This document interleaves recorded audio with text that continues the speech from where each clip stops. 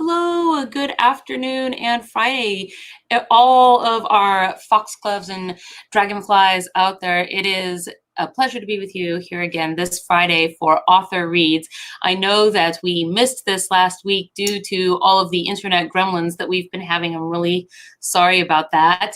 But here we are, and I am your host, Fairy Princess Lolly, here on Fae Productions. And today I am here with Gail Z. Martin.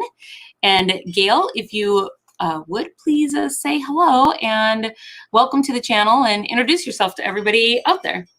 Well, thank you. And thank you so much for having me. I'm thrilled to be here.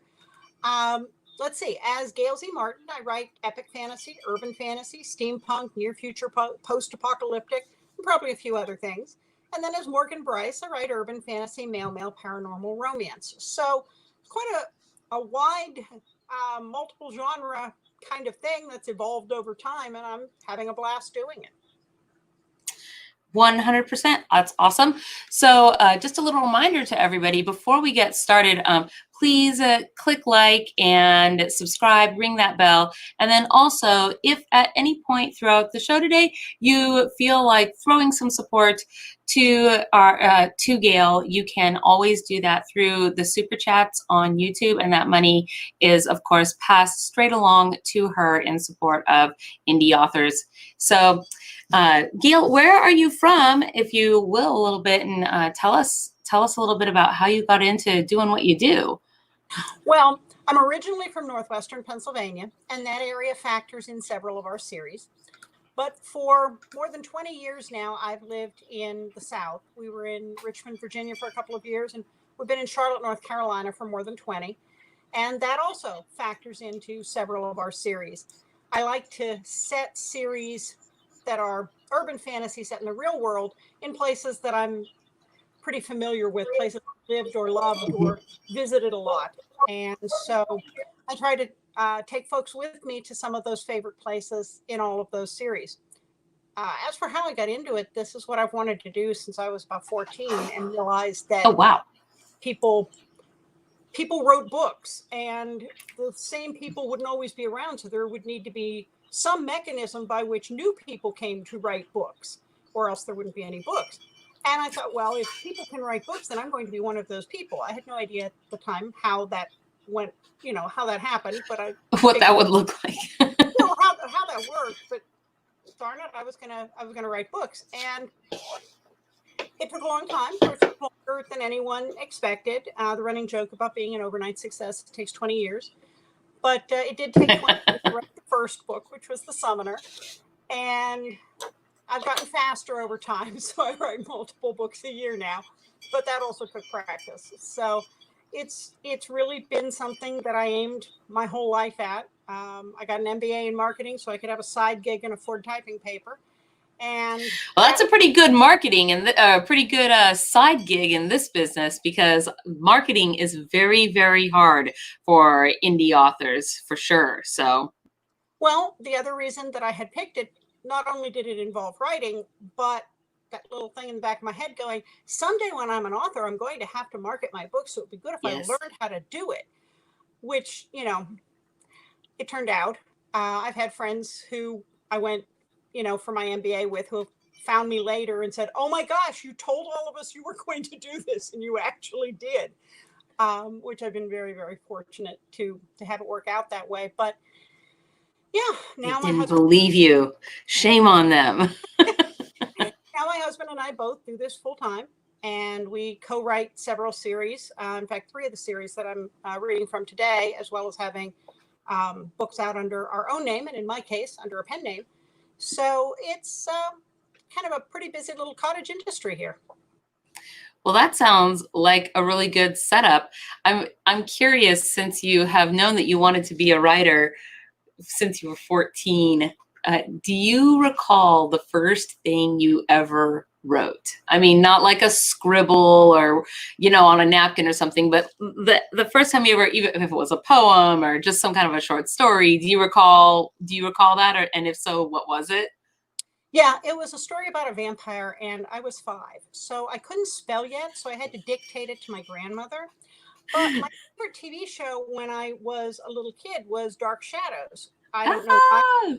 let a preschooler watch it, but she did, and I blame that on pretty much everything about how I turned out. So I was just obsessed with vampires and werewolves and magic, and I had this story and I told it to my grandmother. I don't remember anything about the story now, just that she wrote it down for me. But other little kids would get cardboard boxes and make them into boats and planes and cars. I made mine into a coffin and rose from it. Oh man, and dark shadows too. So that is a thing that the Fairy Queen Mum over here loves, and also introduced myself to when I was much younger. So I guess we're kind of in the same boat on that. Although I've never seen the modern version, only the old versions. So the originals, I guess, is what I'm trying to say. Is what I watched. I have seen the ones that came out in the 1990s that got cut short because of the Gulf War. They were promising, but they never came back to doing them. And we do not speak of the Abomination of the movie. I didn't even know there was a movie. It's okay. There really, for all intents and purposes, wasn't. So you don't need to look for that. It's pretty awful. And so you just kind of stuck with those themes. It would be so cool to see to find that little script that your grandmother wrote and see what was inside your 5-year-old mind at the time. You know, my mother probably kept it somewhere. She passed away several years ago and we had to clean out the house, and I have been through most of the papers, but every now and then I find something tucked behind something else and I never quite know what I'm going to come upon. So for today, now you're doing something actually that has not yet been done on our show. So you're going to be the first to make a little bit unique here for the reading. You're actually reading some excerpts today from 4 different books of yours. And so if you will, can you please talk to us a little bit about which books you've chosen to read from, and just tell us a little brief bit about them, and then I will turn the screen over to you and we can let you go hog wild. Okay, and I enjoy seeing your fur baby in the background there. Oh, yes. There are 5 of them around here, and they've kind of learned that when I am here and doing shows that I'm not moving anywhere, and plus there's a keyboard. So they like to come and join the show often because it is at least guaranteed some pets, and possibly they can get to sneak lay on that keyboard, but I'm pretty good about kicking them off because I don't want things to accidentally happen. So okay. So the short reads concept, briefly, there are a group of us that do group author reads at a number of conventions when we have physical conventions. Ooh, give a shout out to your home convention or your favorite ones that you go to every year. Well, too many to list as favorites, but my home convention would be Con Carolinas, which is here in Charlotte, North Carolina. And so we all do kind of popcorn readings where it's about 4 to 7 minutes per book. And we say it's a sampler platter. And so if you don't care for one thing you hear, stick around, there'll be something else and you might like it better. And it just kind of is a nice introduction. And I found that for me, it's a lot of fun to do that when I am doing my own readings as well, because it gives people a little bite of several different things.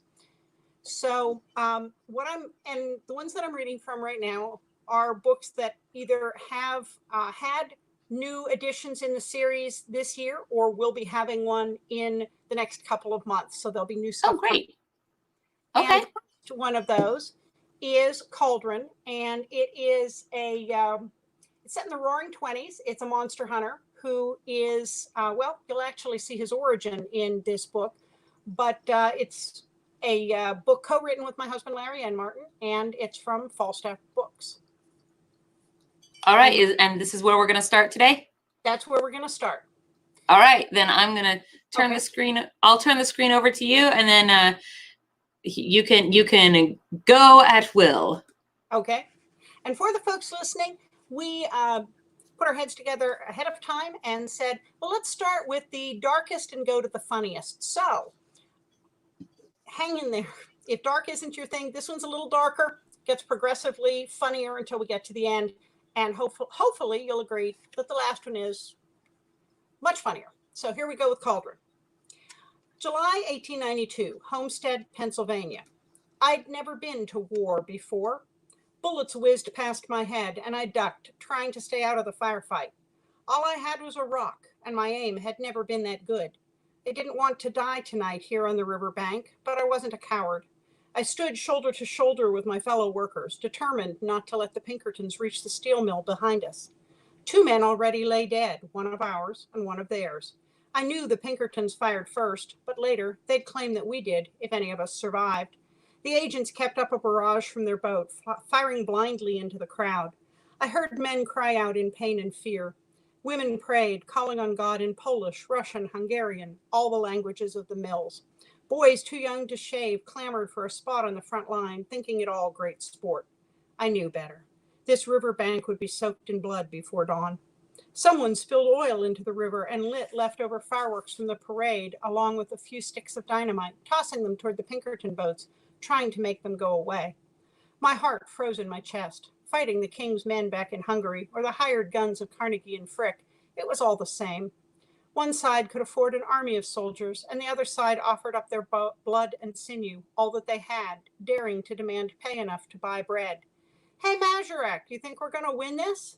Pyotr Kowalczyk, my best friend from the mill, stood next to me with his own pile of rocks. I hope so, I replied, figuring a lie was better than the truth. Pyotr crossed himself. I didn't, and Pyotr either didn't see or didn't mention it. The Pinkertons kept firing. Higher up on the hill, our side fired back. The whole town was out here, men, women, and children. I'd heard that the owner of the hardware store donated all his ammunition to the cause. Shots rang out around us. I saw the bullet strike Jacob Novak in the chest, sending up a spray of blood. His arms flew out from his body and his head snapped back. Then he fell and didn't move. We screamed in fury. Those closest to the shore threw whatever they could get their hands on, pelting the Pinkerton boats. Flames rose in the night. Some of the workers lit a barge on fire and sent it toward the boat with the hired muscle. More dynamite went off, sending up a wall of water and nearly swamping the agents' boats. Still, they fired on us, and I knew that come dawn, there'd be more of them. All I'd wanted was a job. I'd come to America, to this little town outside of Pittsburgh, from my native Hungary with my wife and baby son to make a new start. We didn't have enough to eat in the old world. Work was scarce, and the police in my village were dishonest. My uncle Stanislav left first, making his way across the ocean, and sent back for me. I brought my wife, Agatha, and our baby son, Patrick, with me because I believed we would have a better life here. Within a year, they were dead of fever, and I was alone. I stopped praying to the Holy Mother the night I buried my family.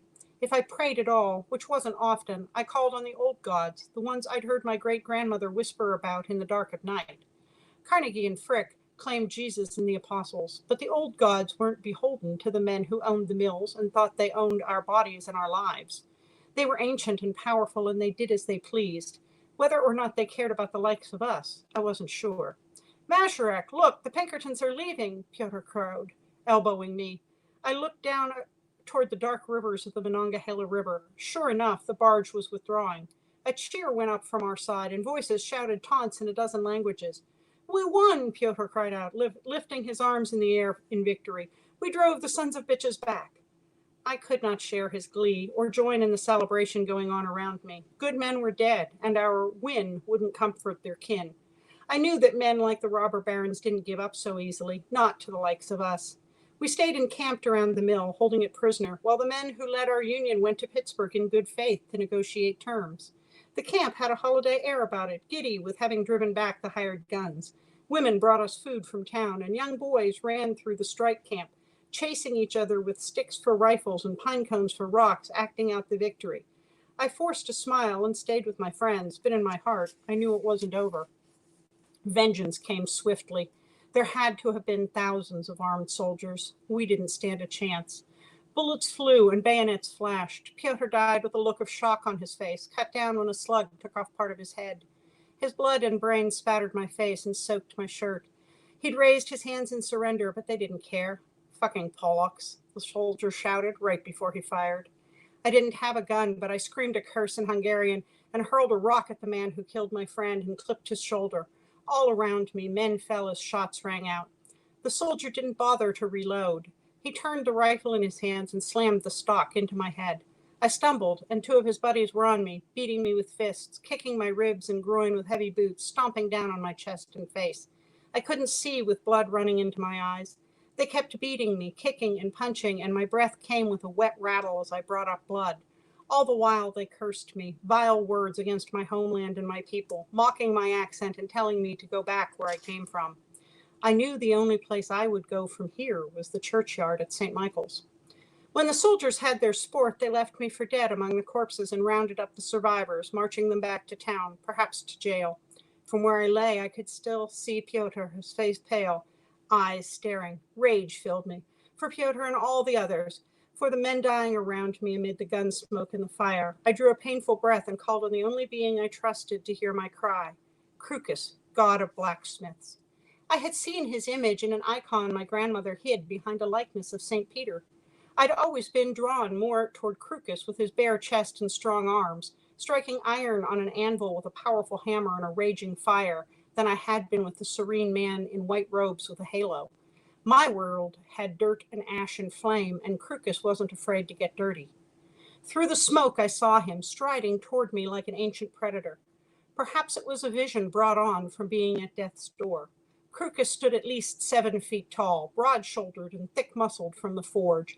His black hair hung long around his stern, handsome face. Slate-gray eyes surveyed the carnage, afraid of no one. Joseph Majorak, why have you summoned me? The deep voice rang in my head. Maybe I was already dead, come to Judgment Day. No, not dead yet. The air still stank of blood and piss, and my mouth tasted of ash. I again wondered if this was a delusion caused by the pain, but I decided it didn't matter. If there was any chance at all. Give me justice for the men killed today, I begged. I wasn't afraid to die. Life was a constant struggle. Death meant rest or peaceful oblivion, but I would not die like an animal, unavenged. Make me the instrument of your vengeance. Crocus's laugh rumbled through the air like thunder. Think yourself up to the task? If not me, then who? Clearly, being almost dead made me insanely brave to challenge a god. Crocus stopped laughing. He regarded me with a gaze that seemed to see down to my bones, assessing my paltry courage and many failures. It took everything I had not to shrink beneath that scrutiny, but fury made me bold. I stared back, unflinching. Very well, Joseph Majorak, I will grant your prayer. To you I give the strength of a mule team and the speed of a racehorse. You possess the heart of a warrior, but to that courage I add magic when you call on my name. Your bones will be steel, and magic can make your skin metal for a short time. You will not age and cannot die but by the hottest of fires. You will be my servant, meting out my judgment, and I will be your god. Agreed. By my blood and bone make it thus. Lightning struck me, coursing through my veins, setting bone and skin and sinew on fire. I screamed, never having felt such agony before. Then, abruptly, the pain stopped. I drew in a breath, and nothing hurt. My blonde hair was still matted with blood, but the gash on my forehead, the swollen eye, the split lip, all were healed. I opened my eyes and found Crocus giving me an appraising look. I will be watching, as will my companions. Expect to hear from us now and again. I shall be quite interested to see what comes of this vengeance of yours. Do not forget the fires that forged you. With that, Crocus vanished, leaving me alone with the dead. So, that is from Cauldron, the first in the Joe Mack adventures from Falstaff Press, co-authored with Larry N. Martin. And it is also a spin-off of John Hartness's Quincy Harker Demon Hunter series, for those who may be familiar with that series of books. This one just takes place in the 1920s. So the next book up is Near Future, Post-Apocalyptic, and it is also co-written with Larry Martin. This is Wasteland Marshals. I miss pizza. Shane Collins looked up at the broken neon sign for the abandoned pizza restaurant with a sigh. The world practically ends, and you miss pizza? Lucas Maddox echoed. Among other things, Shane replied. The mom and pop roadside motel they planned to squat in for the night sat across a crumbling highway from the old pizzeria, sparking memories and a pang of loss. Yeah, lots of other things, Lucas replied, as he finished checking out the empty motel lobby to assure no unwelcome surprises awaited them. 3 years after a clusterfuck of epic proportions had effectively stopped the 21st century cold in its tracks, ruins like the old motel had become reminders of what had been. Hey, it's got a solid roof, the walls are cement block, and we can bring the horses into the utility shed overnight. We've done with worse, Shane pointed out. Which was true, Shane thought. As partners in the U.S. Marshals, they had spent many nights holed up in mid-price hotels safeguarding witnesses. Before that, in the Army, they'd survived miserable missions in bombed-out villages. The comfortable suburban childhood they'd shared as friends since elementary school was another relic of a world that no longer existed. The two men were a study in contrasts, though they were both 35 and within a half inch of the same 6'2" height. Shane was blonde, with what Lucas always joked was an all-American cowboy look. Lucas had dark hair and eyes, rocking more of a bad boy vibe. That had made it easy when the job demanded playing good cop, bad cop. And the floor's tile. I never thought cheap motel carpet could get any worse, but it did, Lucas replied. A few years without heating or cooling turned most hotel guest rooms into breeding ground for mold and wild animals. They had learned the hard way that the motel office usually made a better shelter, tile floor, less furniture, and good visibility. And in some cases, like tonight, a real fireplace. Lucas had already poked and prodded at the flue until he felt sure they could light a fire relatively safely. After a cold ride from their last way station, he seemed positively giddy about the possibility. I brought in our bedrolls and saddlebags, Lucas said, as he rose from where he knelt next to the 1970s-style hearth, dusting the soot off his hands. There's some grass next to the parking lot that looks safe for the horses to eat. You want to take the horses over to graze and then down to the pond while I go looking for firewood? Yeah, and I'll bring up a bucket of water to boil. Warm food would be a nice change. He headed out to the gravel parking lot where they had tied Lucas's black stallion and his own roan gelding. They had named them Shadow and Red, respectively, unimaginative but functional, although they had long joked about more colorful names from the fantasy novels and games they liked, more along the lines of Slipnir or Shadowfax. Shane had argued that both of those names took entirely too long to say, though the thought still made him smile. Come on, you two, let's get you fed and watered before it's full dark. Shane led their mounts over to the grass that stretched down to a small pond, then stood guard as they began to eat. 3 years ago, the idea of trading in their black SUV for a pair of horses would have prompted plenty of cowboy jokes and incredulous chuckles. Shane ran a hand along Red's side affectionately. He'd grown fond of both horses, although he'd probably always miss heat, air conditioning, and the protection from the elements he'd once taken for granted in the confines of a vehicle. The pond was part of a small park. Its gazebo and playground looked to be in good shape, though the area was as deserted as the motel. Gazing at the green space gave Shane a peaceful feeling, something difficult to come by these days. He let himself enjoy the view, then frowned as he strained to make out music so distant that he couldn't be certain whether he had heard it or merely imagined the song. Shane looked all around but saw no one in sight. It seemed odd, but it wasn't the first time he'd had something like that happen. Shane chalked it up to his imagination and turned his focus back to the horses. Lucas's shout broke Shane from his thoughts. Come on, he told the horses, tugging at their reins. He didn't dare leave them unprotected and loose, but Lucas needed his help. The horses came with him reluctantly, and he ran as fast as he could with them in tow, sending them into the relative protection of the shed he and Lucas had scouted earlier. He closed the door behind them and headed toward where the shouts had sounded. He came around the corner, his crossbow drawn. Lucas was down, fighting for his life against a huge black dog, only it wasn't a normal dog, Shane knew as he tried to get a clearer shot where he could hit the attacker and not Lucas. A Grim only looked like a large, ugly dog, the size of a sow, with black matted fur and bat-like ears and red eyes. It was really a revenant, a supernatural creature, so nothing but iron or silver would do the job. Shane squeezed the trigger, sending a silver-coated arrow into the monster's front shoulder, hoping like hell Lucas didn't manage to move into the shot. The creature reared back and howled in pain, turning its glowing red eyes on Shane. Blood covered its sharp teeth and powerful wide jaw, and Shane feared he was already too late. The Grim's hesitation gave Shane the time he needed to reload, and this time the crossbow bolt caught the Grim between the eyes. The creature toppled over, covering Lucas in gore. Lucas! Shane rushed forward, alert in case the Grim had not hunted alone. Usually they were solitary creatures, but nothing worked the way it used to, and Shane had learned the hard way not to take chances. Lucas groaned, trapped beneath the body of the dead beast. Shane slung his crossbow over his shoulder on its strap and hefted the Grim off of his partner. He couldn't tell how much of the blood was the Grim's and how much was Lucas's. Got shoulder, Lucas moaned. Shane knelt beside him, triaging the wound. Lucas's shirt and jacket were ripped and bloody where the grim had sunk its teeth into the meat of his upper arm, and a swipe of the creature's claws had opened a set of gashes across his chest. That's bad, Shane thought. He fought down panic and thought quickly, then shimmied out of his own coat long enough to strip off his flannel shirt and rip it into pieces. Shane wadded up one section to staunch the flow of blood from the bite, then tied the wad in place with what had been a sleeve. He did the same with the chest wound. How bad? Lucas managed. More than I can stitch up, Shane said. We need to get you help.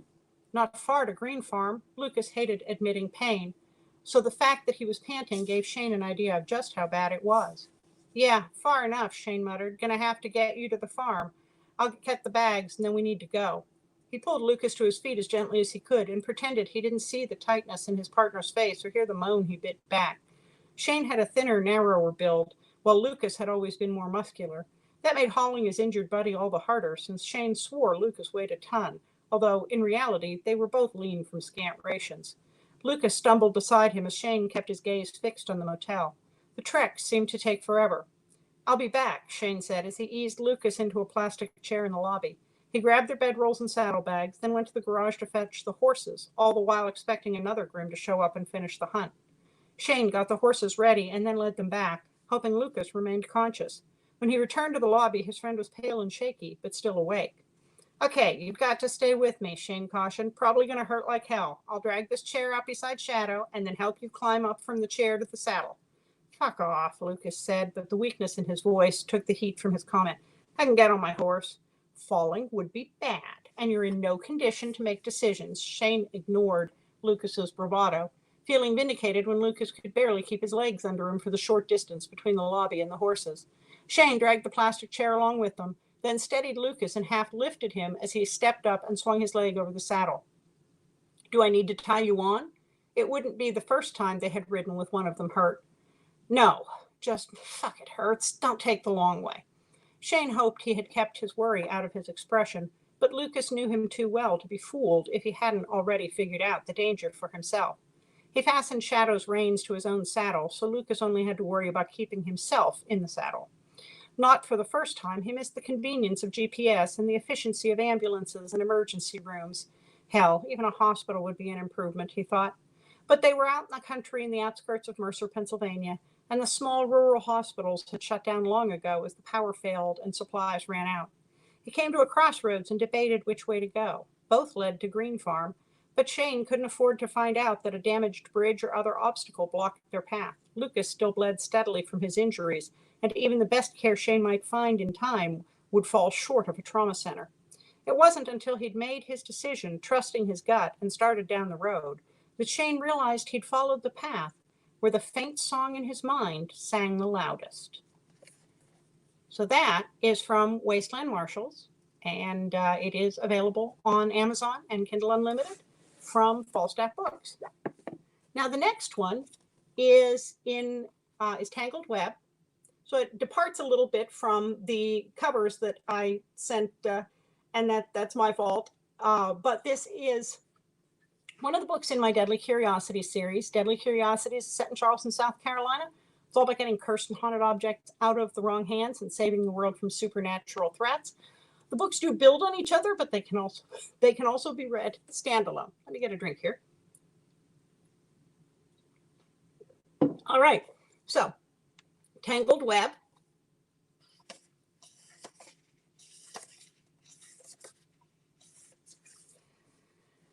I had never been a fan of hunting, and I liked it even less when Teague Logan and I were the prey.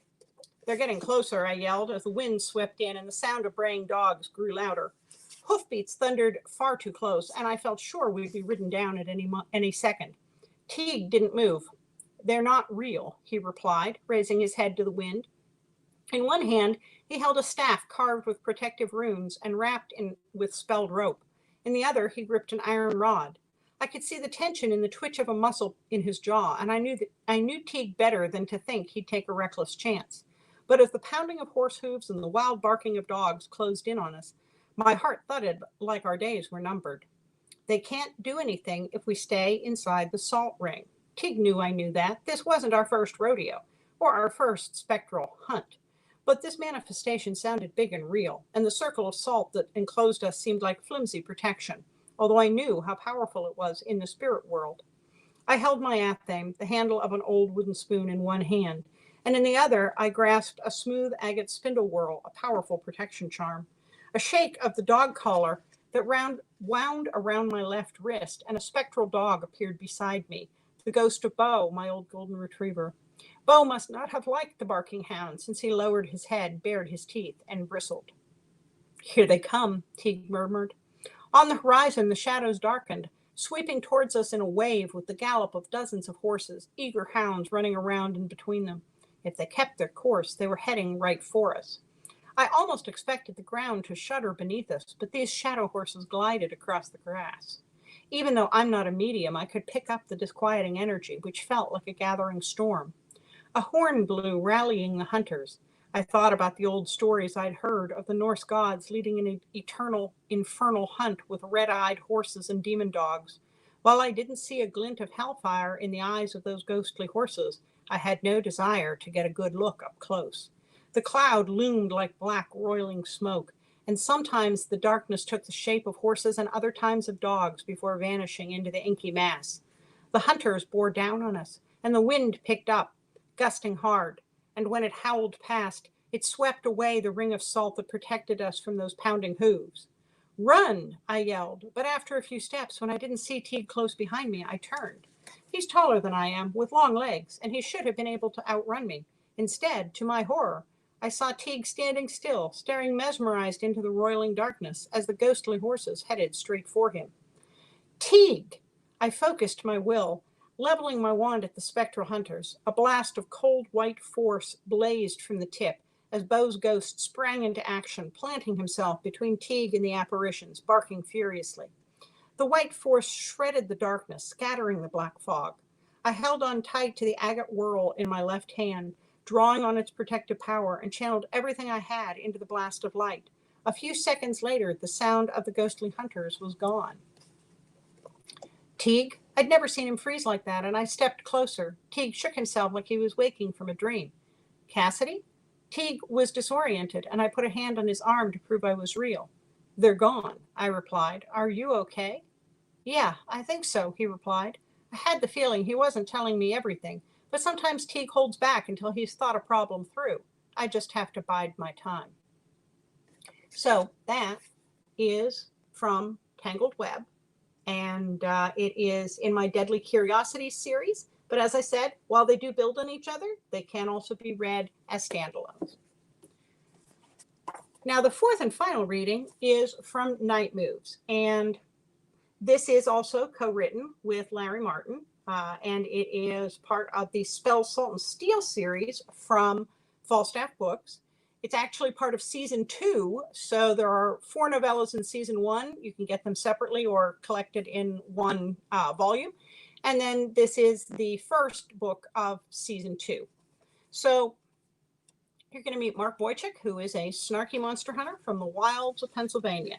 And this series is particularly dear to my heart because it's set in the area where Larry and I are from. So kind of like going home, only with a lot of ghosts. Northwestern Pennsylvania, where the men are men and the sheep squatch are deeply respectful, except when they aren't. I slogged through a wooded area near Tamarack Lake, slapping at deer flies and gnats and cursing under my breath. I'd had a quiet Friday night in mind, binge watching a few movies, drinking some beer, and hanging out with my pet Doberman, Demon. Then the call came, and so here I was, up to my balls in scrub grass, chasing a woolly cryptid through the woods. Unfortunately, nothing about that scenario was the tiniest bit unusual. The red filter on my flashlight hat supposedly made the light harder for my quarry to spot, but I just thought it gave a cheap horror movie effect to the whole thing. I bent down and peered at some fibers caught in a pricker bush. They looked like strands of dirty white wool, which told me I was on the right track. Up ahead, I caught a glimpse of a pale, hunched figure, and I picked up my pace. I had a modified harpoon gun with a grappling hook-tipped shaft attached to a heavy-duty rope, and a secret weapon about to be deployed as soon as I had a better visual on the creature. And there he was, in all his sheepish glory. This particular sheep squatch stood about 6 feet tall on his hind legs with a coat of matted wool. It had the head of a big-horned sheep, and a muzzle like a husky dog and a yeti had a mistaken night of passion and birthed the love child. Not to mention the thing smelled like ass. My buddy, Officer Pat Carmody, had called me in because the critter had been gnawing on people's landscaping, and he was afraid somebody would call in the media and we'd have a monster all over TV, which would draw all of the wrong kind of attention. Things could get ugly. And they definitely could, especially if the sheep squatch was indeed a male, because those things are hung like a squirrel. Proportionately, I mean. Not a pretty sight when it stands up naked on its hind feet. Not to mention those big horns, and when they butt like a billy goat, somebody's going flying. Sheep squatch also have a temper and a nasty overbite. I checked out the area earlier, trying to be prepared. Not that anything I ever planned went the way it was supposed to, but I figured it's the thought that counts. "Hey, ugly," I shouted, and the sheep squatch stopped. I hefted the harpoon gun to my shoulder and shot. The grappling hook's shaft sailed through the air and caught like a burr in the creature's thick woolly coat. The other end of the rope was attached to a water ski handle, and I grabbed hold and slung my harpoon gun over one shoulder. At the same time, I could hear the yapping of a border collie, which had been let loose from its kennel and crashed through the scrub towards us. The sheep squatch stood to its full height and let out a baleful bleat. It turned its beady eyes on me, then swiveled its head toward the collie and took off running. The whole idea behind the harpoon and the grappling hook had been to steer the creature toward the cage that Pat and my other friend, Officer Louis Marino, had helped me set up earlier in the day. Instead, I found myself sheep squatch skiing across the slick grass, skidding and stumbling and trying to keep up. "I've got him," I shouted, although it was a toss-up over who had whom. The border collie was on the job, nipping at the monster's heels, hedging it in so that it lumbered in the right direction. The sheep squatch tried to bolt, and I threw my weight in the opposite direction. At 6'2" and about 190, I'm not a little guy, but Sheepy was solid muscle and probably had at least 70 pounds on me. "Get the shot," I yelled to Louie as I lost my footing and tumbled along like a tin can on a string behind a just married car. "Trank him." At best, I slowed the sheep squatch down a bit. Mostly, I probably just annoyed the fuck out of him as he tried to swat at the place where the hooks were lodged in his fur.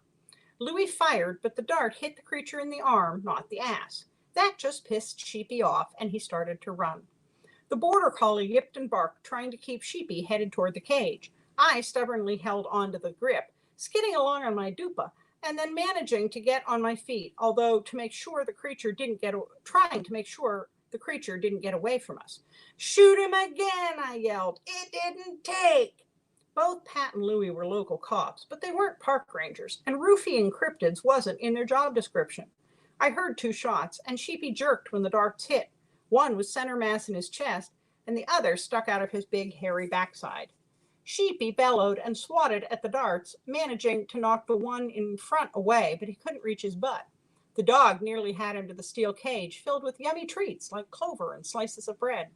Almost on the threshold of the cage, the creature stopped and glared at Louie, who was closest, then took a roundhouse swing at him. Sheep squatch aren't the most graceful creatures, even when they haven't been pumped full of tranquilizers, but this one punched like a drunk. His fist went wide, but Louis stumbled getting out of the way and fell down, landing on the remote for his police cruiser. He hit it just right, setting off the strobe lights and the sirens. Sheepy stiffened, bleated in alarm, and wobbled. I knew he was going down, and I didn't want to have to haul a couple 100 pounds of rank sheep squatch ass into the cage, so I plowed into him from behind. He fell into the cage and didn't move. The border collie ran up, wagging his tail, taking credit for the whole thing. "Does that count as sheep tipping?" Louis asked as he got to his feet and surveyed the unconscious monster. "Maybe it's like fainting goats," Pat said, coming up to join us, "only bigger." So that is Night Moves. It is in the Spell Salt and Steel series from Post-Apoc. And for those keeping track, Spell Salt and Steel is also a New Templar Knights series spin-off, and so it is a spin-off of the Bubba the Monster Hunter series by John Hart. Well, that was a wonderful sampling, actually, and I'm glad we went in the direction that we did. We do have some questions from the audience, if you are happy to take those at this time. Absolutely. And then, okay, so I will start. So the first one was asked while you were reading Wasteland Marshals. And for those that might have missed that, this is the post-apocalyptic book of yours, correct? Yes. Mm-hmm. And the question was, does your creative process develop for character setting and or story first, or do you develop character setting and story all? I would say that they really have to come together up first. You know, maybe not fully realized, but I have to have a pretty good grip on all three, or else I can't outline the books. And particularly now that I'm writing multiple books per year, I have to have solid outlines so that I don't waste time going down blind alleys and have to rework a whole lot. I have to get it mostly right the first time. And that means that I need to really understand who the characters are, what their motivation is, what their backstory is, what the threat is in the current book, and, you know, where the plot twist is, what the surprise is, and have the scenario pretty solidly in mind. Now, lots of things happen as the book gets written, and that's kind of the fun of writing, in that you see these things as you're developing the book and as you're writing it that you didn't think of ahead of time. Maybe it's just a flash of inspiration that comes while you're writing. Maybe it's something that comes up in the research and you go, wow, that was the missing piece I needed. But yeah, I really have to have a solid grip on that up front, or else I just, you know, meander down tangents and blind alleys. So something you said here just now, even though the question came while you were reading Tangled Web, it actually sort of ties into something you just said, which was, do you do a lot of historic and or cultural research in the writing of your books? Oh, yeah. That's one of the reasons why when I pick locations for the books, I like to try to find places that I either know well from visiting a lot or living there, or places that I have at least been, because every place has a vibe to it that you don't necessarily get from just reading books about it. And even if you've only visited once, you still have a little bit of that feel for the city and its energy, yes, and how it moves, how it rolls. It's different. And I try to bring that to the books because I want the setting for each of the series to be kind of like a character in its own right, that the books couldn't happen in the same way anywhere else. And I also am mindful that these are real places and people live there. So I want to get the details right so that I don't get emails going, well, those two streets don't intersect, or that wasn't there at that time. And they'd be right. So I really want to get it right. But I'll also dive into a fair bit of research. Now, I've been doing research for a long time. My undergraduate degree was in history. I'm a pretty efficient researcher, and that is another skill that gets better with practice. So I might research a book for a couple of days, but I don't try to get a master's degree in everything about it. I just try to have, I now know what I need and what I don't need. And it can be so easy to go down the rabbit hole with research, and you just start clicking from one hyperlink to another because they're all really interesting. And this is so cool. And ooh, look at this. And oh, that's weird. I've got to read that. And 2 hours go by and you have fed your curiosity, but you don't have any notes. So yeah, right. It's such an occupational hazard. So you have to rein that in. And I have bookshelves full of cool books that I read a chapter out of, or a couple of pages, because that's all I needed. So, but yeah, and that's part of the fun for me, is I learn something new with every book, even from areas that I grew up in. And I find that things that I had always believed to be true turn out not to be factual. Big surprise.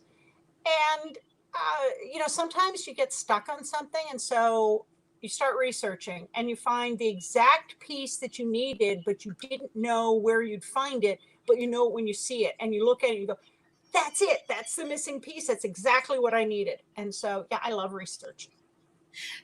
So I'm curious, this was not an audience question, it's just one of my own, but what do you think is the strangest fact that you have discovered in the course of your writing and research ever? Like one or two or that just stand out as something you will not ever forget? Well, all of the monsters that I use in the books come from legend and lore. They aren't things that I made up out of my own imagination. Even a sheep squatch? Even the sheep squatch, it is considered an indigenous monster to Pennsylvania.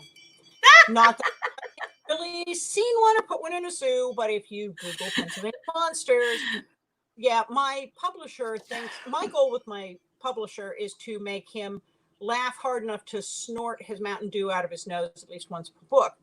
And he thinks that we go looking for the absolute weirdest cryptids we can possibly find. And they're both kind of true.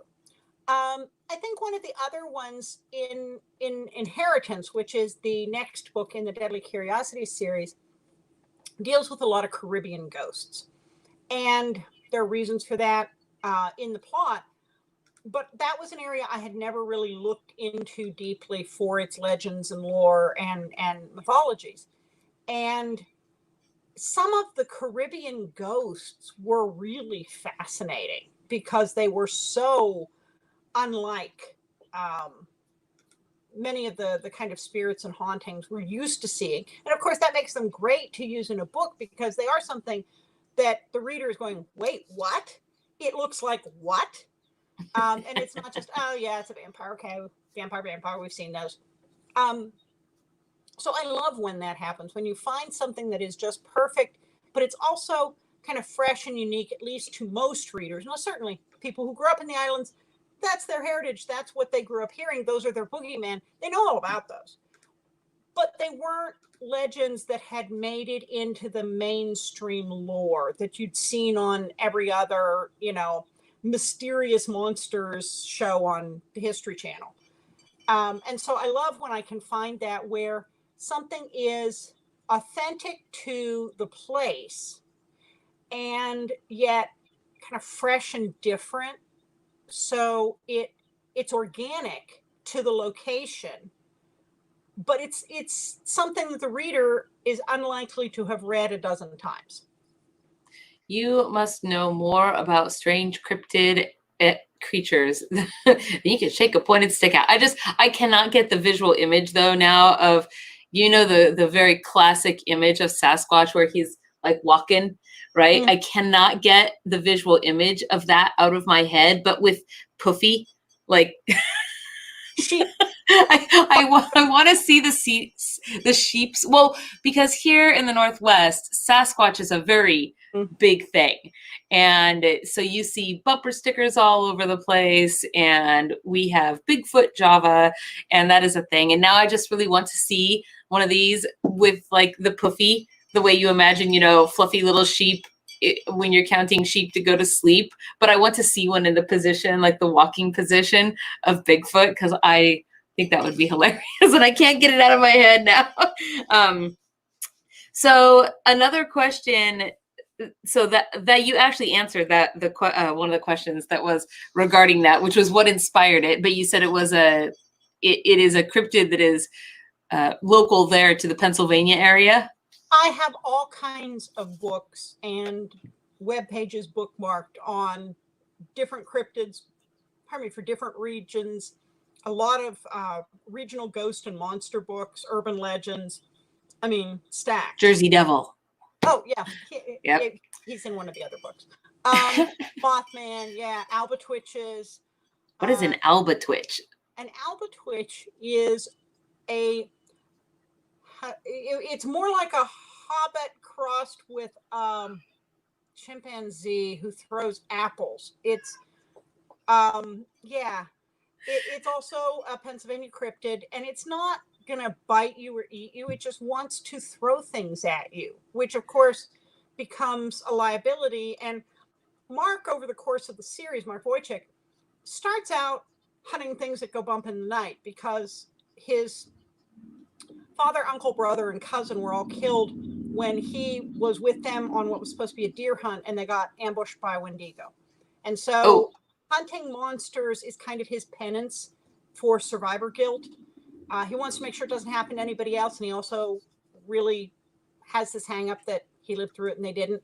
So he starts out in a very different place at the beginning of season 1 than he is now, because by season 2, he's come to realize that not all these things are really dangerous. They're not trying to kill you. They're just, we've destroyed their habitat. Now they're in our backyards and it's not their fault. And so he starts kind of this preserve for cryptids way out in the middle of the Pennsylvania big woods. And the ones that aren't dangerous, it's just, you don't want the media to get a hold of them. He relocates to this preserve. And of course, if you've ever been to the interior of Pennsylvania, it is very, very wooded, thickly forested, and underpopulated. There are miles. It is some of the least populated countryside in the United States, believe it or not, for as thickly settled as both ends of the states are. So there's a whole big bunch of nothing in the middle except trees. And who knows what lives in those forests. Maybe that's why it's not populated. Could be. So I love this. So we did have another question from the audience here. Let me find it really quick. How do you keep your books and creativity straight, writing so much within a single year and without getting burnt out? Well, a couple things. I mean, the very practical is this is how we make our living. So, bills are due. And kind of like every other job, feel like getting up in the morning. Well, you still got to pay the mortgage. So that is kind of one reason to get your butt out of bed in the morning. I love what I'm doing. So I rarely get frustrated with the work itself. There may be frustrations around some of the other pieces that go with it, but not really the work itself. And that's one of the benefits of Larry and I working together is we brainstorm plots together. We brainstorm setting. We brainstorm characters. Pardon me. And if I do kind of get to a point where I go, okay, I know I've got to get from point A to point C. I'm not real clear about B, and I don't want to do it the way we've done it before. I need a fresh thing. We'll take the dogs for a walk, and by the time we get around the block, we've got it hashed out. So that's really a terrific thing about co-writing with your significant other, because he's terrific at the brainstorming and the thinking up part. And of course, we trade the writing piece back and forth. The other thing that helps is while all of my epic fantasy series are completely separate, all of my urban fantasy series that I write as Gail or Gail and Larry, or that I write as Morgan Bryce, all cross over and interconnect. So it's one big expanded universe where the characters all know each other. They help each other out. They call each other for advice. They show up in each other's books. Because I'm writing 12 series at the moment. I can't keep 12 separate universes straight. That is a lot.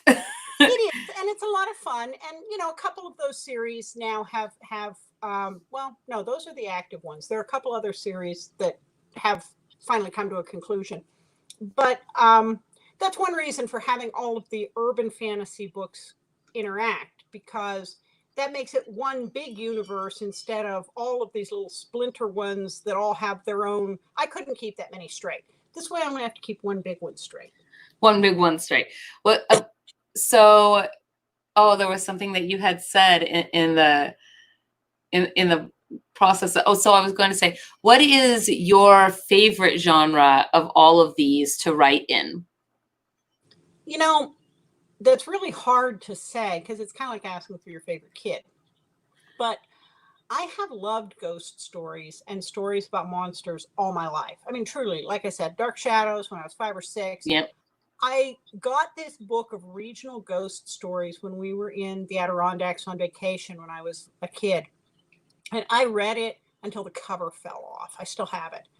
But it was all the classic stories like The Phantom Hitchhiker and The Woman in White and all of those stories, but with a very Adirondack twist to it. And of course, now all these years later, my newest Morgan Bryce series, Fox Hollow, is set in the Adirondacks, which is kind of an homage to that area. But nothing in a writer's brain is ever wasted. It shows up sooner or later. So ghost stories, monster stories, that's what I have always loved. And to the extent that they show up in epic fantasy or steampunk or urban fantasy or romance, I like anything better if it's got a ghost in it. Now, you do have a book giveaway today, so I do want to say to everybody out there, now is the time to put your name into the comments. Just leave a comment wherever you are, and yes, and you will get your choice of one of these 4 books that Gail read from today. So just type your name, and I will take that down, and then we will do the drawing live here at the very end of the show. I did want to ask one more question, if I could, before we do the drawing, give people some time to get their name in there. But how do you find writing post-apocalypse material compared to current events that are happening in the world right now? Yeah, well, when we started the series, the world hadn't caught on fire yet. So But nowadays, now are you looking at it like, I predicted that, I did that? it really wasn't supposed to be a competition. I think fortunately for us, the inciting incident in Wasteland Marshals is not a pandemic. It is a terrorist-triggered, multi-pronged nuclear attack that takes out the capitals of all the major countries, and of course then sends the stock market into free fall, brings down the power grid, sends the world into chaos. Some countries like Russia turn inward and just, turn their backs on everybody else. Other countries that might have been held a bit at bay from devolving into civil strife from the presence of outside partners just kind of fall apart. And of course, when you have multiple nuclear strikes like that, then you get the volcanoes and the tsunamis and the dust clouds and the radiation, and you do get sickness, and of course, it wipes out most of the law enforcement and the medical profession. So you do get famine and pandemic later, but that's not the inciting incident. So for me, it's very different from real life because pardon me, Shane and Lucas are making their way across a broken landscape, and it's not August yet. We don't know what's coming, but thank God we're not there yet. Although murder hornets and coke boars and meth alligators, always something new. Jumanji level 7. No, I'm pretty sure that meth alligators have been in Florida for a long time. I have too. I've been to Florida. Florida, we don't know what you're doing down there, but okay, so I'm going to just say one last time, put your names into the comments if you want to be entered to win your choice from one of the 4 books that were read from today. And I am just adding you guys as I see your names coming up. I am adding you to the list. If you are one of our Patreon patronage, you will already also have an automatic entry. So you may be getting 2 entries if you're putting your name also in the comments and you are on our Patreon. Maximum of 2. It is the limit. So I'm gonna set the little timer. Whoop, this is what I do.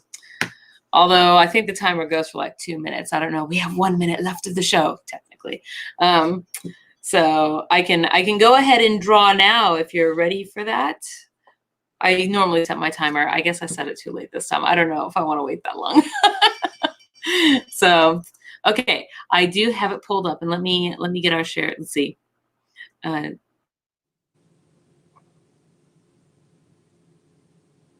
Comment from the comments from the peanut gallery, I think, out there that meth is a way to get rid of gator teeth. That way they can be cuddly pets. Lovely. Okay. Well, I haven't thought of it, but okay. That works. Okay.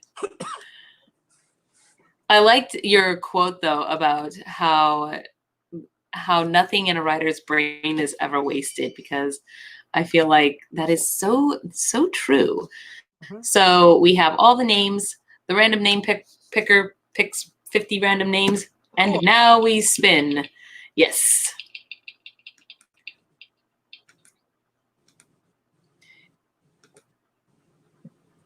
I assume we are watching this live. There it is. Okay.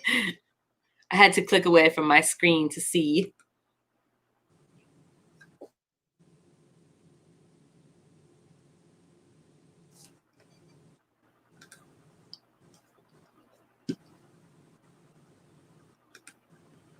And I just want to remind everybody also, if you guys want to look at the full spectrum of Gail's books, all of her information, not only has it been going on the screen on and off throughout the show and in the ticker there, but is also all in the low bar. So whether you are watching from Ye Old Book of Faces or the YouTubes, you should be able to look either in the description or the low bar there where it says see more, not like Seymour, the,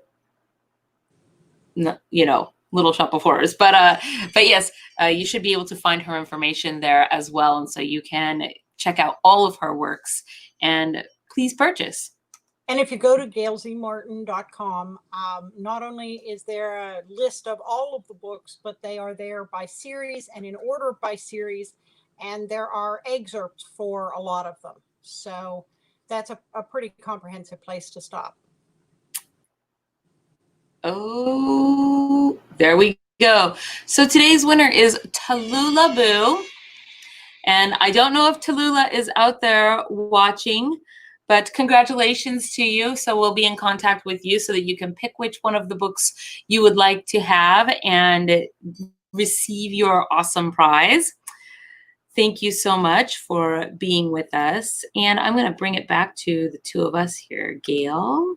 And just to clarify, those are ebooks because that's easier to convey right now with everything that's going on. Okay, ebooks. Oh yes, and also with no germs on ebooks, right? So no germs. That is a definitely a thing. Yeah. Okay, so so I guess that brings us here to the end of the show, and I'd like to thank you for coming on. Before I let you go, though, is there any last and parting words that you would like to say to our audience? Well, thank you again for having me. This has been a lot of fun, and I hope everybody else had fun too. I'm pretty easy to find online. And just remember the Z, GailZmartin.com, Gail Z Martin on Twitter, GZ Martin on Pinterest and Facebook. I'm pretty easy to find. And Morgan Bryce, if you're looking for that romance piece, it's BRICE, morganbryce.com, and pretty much on all the rest of the media as well. Awesome. Okay. Well, thank you so much for joining us, everybody. Today is Friday. I barely know what day it is most of the time, but that means tomorrow's Saturday and then Sunday. Tomorrow's Saturday, the 4th of July, so happy 4th of July to everybody. Please hit the like and subscribe button, ring the bell if you want to get notifications, and we will see you on Sunday for handmade home shopping at 4 p.m. Pacific. So get ready to tune in for that then, and have a good afternoon, everybody. Thank you again, Gail. Bye-bye. Bye-bye.